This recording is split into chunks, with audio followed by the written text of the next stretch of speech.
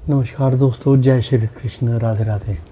तो आज हम पढ़ने वाले हैं गीता का 8वां अध्याय। कल जैसे मैंने बताया कि कल का मैं लोड नहीं कर पाया, कुछ प्रॉब्लम हो गई थी फ़ोन में, तो आज मैं उसको लोड कर दूँगा। तो 8वां जो अध्याय है ना, उसका नाम है अक्षर ब्रह्म योग। ठीक है, तो आज सबसे पहले पढ़ते हैं इसका महात्म्य। ठीक है, महात्म्य जो है ना, इसमें भगवान शिव हैं। अब भगवान शिव यहाँ पे भगवान शिव माता पार्वती को स्टोरी सुना रहे हैं। तो भगवान शिव कहते हैं, देवी अब 8वें अध्याय का महात्म्य सुनो। उसके सुनने से तुम्हें बहुत प्रसन्नता होगी। लक्ष्मी जी के पूछने पर भगवान विष्णु ने उन्हें इस प्रकार 8वें अध्याय का महात्म्य बतलाया था। यहाँ पे शिव जी पार्वती जी को बता रहे हैं कि विष्णु जी ने लक्ष्मी जी को कैसे सुनाया था ये 8वां अध्याय। तो दक्षिण में अमरदकपुर नामक एक प्रसिद्ध नगर है। वहाँ भाव शर्मा नामक एक ब्राह्मण रहता था, जिसने वैश्या को पत्नी बना रखा था। वह मांस खाता था, मदिरा पीता था, श्रेष्ठ पुरुषों का धन चुराता था, पराई स्त्री से व्यभिचार करता था और शिकार खेलने में दिलचस्पी रखता था। वह बड़े भयानक स्वभाव का था और मन से बड़े बड़े हौसले रखता था।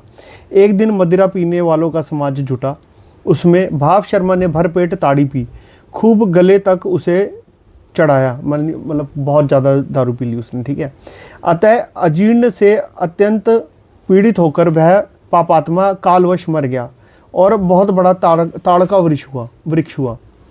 उसकी घनी और ठंडी छाया का आश्रय लेकर ब्रह्म राक्षस भाव को प्राप्त हुए कोई पति पत्नी वहाँ रहा करते थे।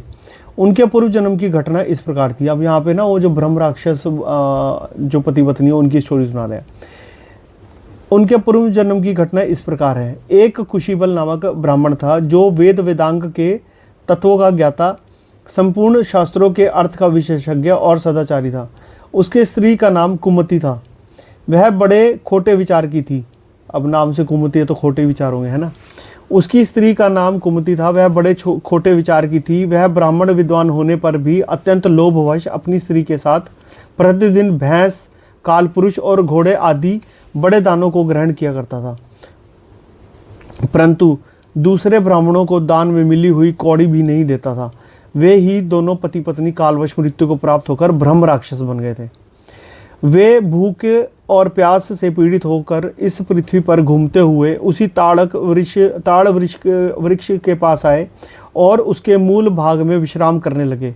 इसके बाद पत्नी ने पति से पूछा, नाथ, हम लोगों का यह महान दुख कैसे दूर होगा तथा इस ब्रह्म राक्षस योनि से किस प्रकार हम दोनों को मुक्ति होगी। तब उस ब्राह्मण ने कहा, ब्रह्म विद्या के उपदेश, अध्यात्म तत्व के विचार और कर्म विधि के ज्ञान बिना किसी प्रकार संकट से छुटकारा मिल सकता है। यह सुनकर पत्नी ने पूछा कि तद ब्रह्म किम ध्यात्मन की कर्म पुरुषोत्तम, अर्थात पुरुषोत्तम वह ब्रह्म क्या है, अध्यात्म क्या है और कर्म कौन सा है। उसकी पत्नी के इतना कहते ही जो आश्चर्य की घटना घटित हुई उसको सुनो। उपर्युक्त वाक्य गीता के 8वें अध्याय का आधा श्लोक है।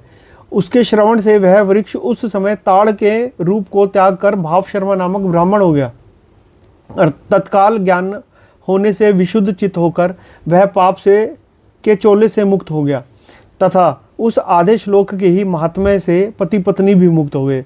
उनके मुख से देवात ही 8वें अध्याय का आधा श्लोक निकल पड़ा था। तदंतर आकाश से एक दिव्य विमान आया और वे दोनों पति पत्नी उस विमान पर आरूढ़ होकर स्वर्गलोक को चले गए। वहाँ का यह सारा वृतांत अत्यंत आश्चर्यजनक था। उसके बाद उस बुद्धिमान ब्राह्मण भाव शर्मा ने आदरपूर्वक उस आधे श्लोक को लिखा और देव जनार्दन की आराधना करने की इच्छा से वह मुक्तिदायिनी काशीपुर में चला गया। वहाँ उस उदार बुद्धि वाले ब्राह्मण ने भारी तपस्या आरंभ की। उसी समय क्षीर सागर की कन्या भगवती लक्ष्मी ने हाथ जोड़कर देवताओं के भी देवता जगतपति जनार्दन से पूछा, नाथ, आप सहसा नींद त्याग कर खड़े क्यों हो गए। तब श्री भगवान विष्णु बोले, देवी, काशीपुर में भागीरथ के तट पर बुद्धिमान ब्राह्मण भाव शर्मा मेरे भक्ति रथ से परिपूर्ण होकर अत्यंत कठोर तपस्या कर रहा है। वह अपनी इंद्रियों को वश में करके गीता के 8वें अध्याय के आधे श्लोक का जप करता है। मैं उसकी तपस्या से बहुत संतुष्ट हूँ।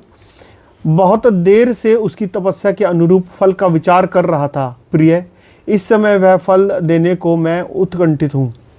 पार्वती जी ने पूछा, अब यहाँ पार्वती जी शिव जी से पूछ रही हैं, भगवान श्री हरि विष्णु सदा प्रसन्न होने पर भी जिसके लिए चिंतित हो उठे थे, उस भगवत भक्त भाव शर्मा ने कौन सा फल प्राप्त किया? तो शिव जी अब बता रहे हैं पार्वती जी को कि देवी, द्विज श्रेष्ठ भाव शर्मा प्रसन्न हुए, भगवान विष्णु के प्रसाद को पाकर अत्यंतिक सुख यानी कि मोक्ष को प्राप्त हुआ, तथा उसके अन्य वंशज भी जो नरक यातनाओं में पड़े थे, उसी के शुद्ध कर्म से भगवत धाम को प्राप्त हुए। पार्वती, यह 8वें अध्याय का महात्म्य थोड़े में ही तुम्हें बताया है, इस पर सदा विचार करते रहना चाहिए। तो अब यहाँ पे ये देखो कि वो कह रहे हैं कि 8वें अध्याय का आधा श्लोक जो मैंने पढ़ा था, आधा श्लोक पढ़ने से ही उनका उद्धार हो गया, ठीक है। पर नहीं, सनातन में जो है ना बड़ा वो टिपिकल वो बताया हुआ कि व्रत रखो और ये रखो, वो सब आपको साधना के लिए बताया गया है। पर अगर आप सिर्फ ये 8वां चैप्टर भी पढ़ लोगे ना, तब भी मोक्ष मिल जाना है। तो आपको पढ़ना पड़ेगा, आप अपने शास्त्रों को पढ़ो, और अगर आप गीता पढ़ना चाहते हो और आपको नहीं मिल रही है या आप खरीद नहीं पा रहे हो, तो आप मेरे कमेंट बॉक्स में लिख देना, मैं यथाशक्ति आपके पास गीता पहुंचाने का प्रयास करूंगा। ठीक है, राधे राधे।